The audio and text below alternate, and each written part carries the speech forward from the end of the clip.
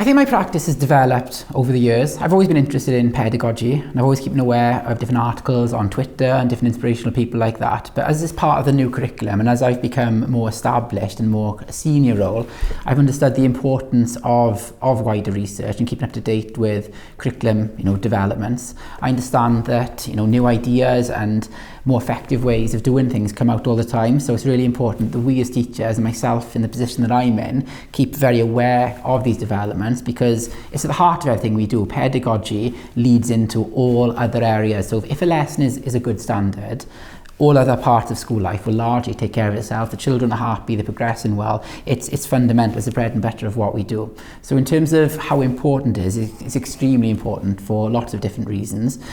In the last few years, I've kind of really taken up to another level, and I've bought a number of books for our humanities faculty, and I make sure they're kind of read widely. I personally read them. It becomes a standing item in our meetings, and we make sure that at every meeting we do, pedagogy and discussion of developments is a standing item, and then we come up with practical examples of how they work in the classroom. We, as a whole school as well, teaching and learning and wider research has become fundamentally important to everything that we do. There's a bespoke group of wider research learning, as well as that feeds into then our teaching and learning group.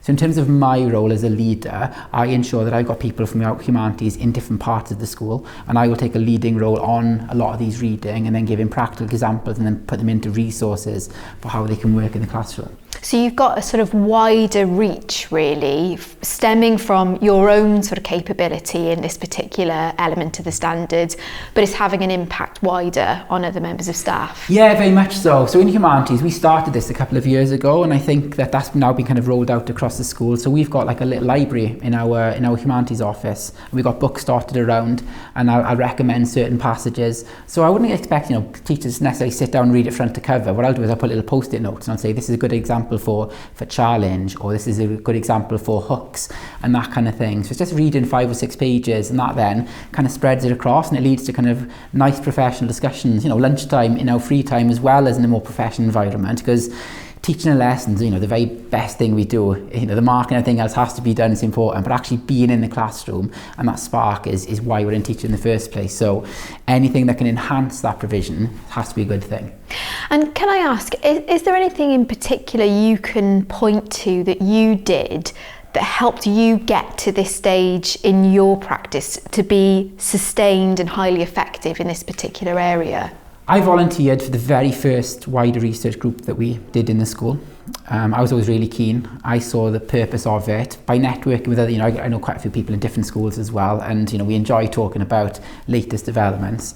And I kind of fed back then, following them on Twitter, and by kind of leading the discussions of it, and by including them into humanities meetings, that's been seen as a good idea. Now it's done kind of whole scale across the school. Now it's a standing item in all department meetings, in all heads of year meetings, in all AOLE meetings. Pedagogy and wider research is a key part of what we do. Thank you. So I know you've brought along some artefacts of practice to give us an example of what this looks like on the ground. So tell us about what you've brought. Well, it's about empowering the pupils. So the idea of it being teacher-led, as we know, is really, really flawed. So it's about pupils kind of understanding the rationale of what we're doing and making them part of the process. So what we've tried to do more and more is to give a purpose to what we're doing. So marking, as we know, takes a long time, and it's making sure that's purposeful and has a meaning and there's some sort of impact to it. So what we do is we make sure that we get the pupils involved. We've got several examples of peer and self-assessment. We understand the importance of them understanding success criteria. So more often than not, when they give peer assessment comments, they'll be using the wording of the mark scheme.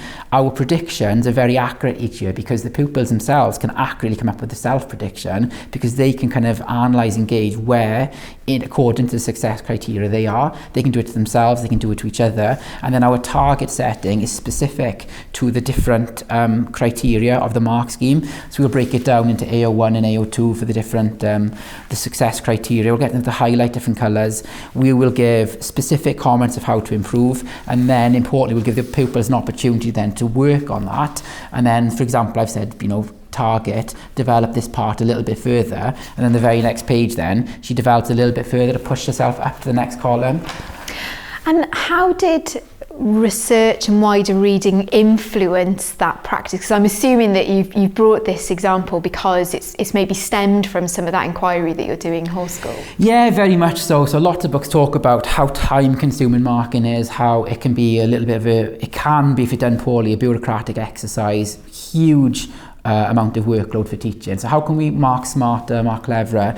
So a number of different articles and books I've read have kind of suggested this, thinking we don't need to litter it with red pen. It's about giving pupils ownership, letting them do some of the heavy lifting in the right way, and then ultimately what's the impact of it? So the impact is, within our area, sustained successful results. Since we've kind of streamlined our marking, the pupils have got a better understanding of the success criteria. We have kind of like mini examiners conferences in the classroom, and then the impact has been, like history, I've been head of history, I've been top of the ALT rating for a number of years in our particular school, so we can kind of measure the impact, and kind of since our streamlining marking. We've also started highlighter marking as well, so we brought in whole school literacy strategies as part of our marking policy, and again, we don't do too much work, we will just maybe highlight in a colour, this is incorrect, and it's on the pupils to identify exactly what part of their work is incorrect, and the aim is that, they won't repeat that mistake in the future. Thank you.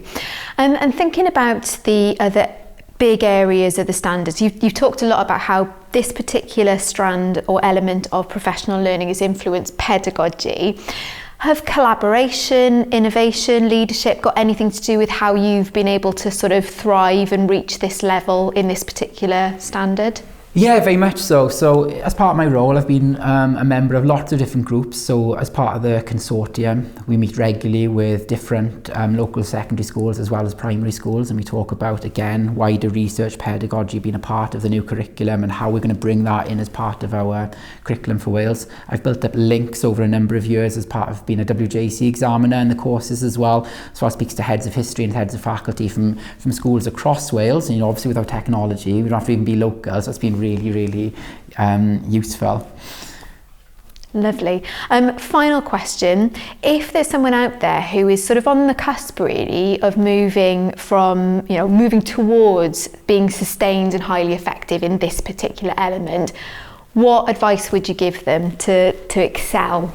It's about being proactive and taking a leading role in these kind of things. So by getting to this level, you've got a very good idea of what works. You've got a number of years of experience, I imagine, to get to this point, and you can see the impact of wider research and reading. It's not another activity for the sake of it, but it's bettered my provision. It's improved my results further. It makes it fresh as well, because there's lots and lots of ideas, and what you think might be working, it can always be tweaked a little bit further. It's a constantly evolving job, as we know. Unfortunately, you can plan a lesson to an inch of its life. It's about working smarter. So a lot of the things I've thought might have worked, I've learned hasn't worked, and I can then pass that knowledge on. So it's about seeing the purpose of it, seeing the benefit of it, and then ultimately the impact has been very successful as well.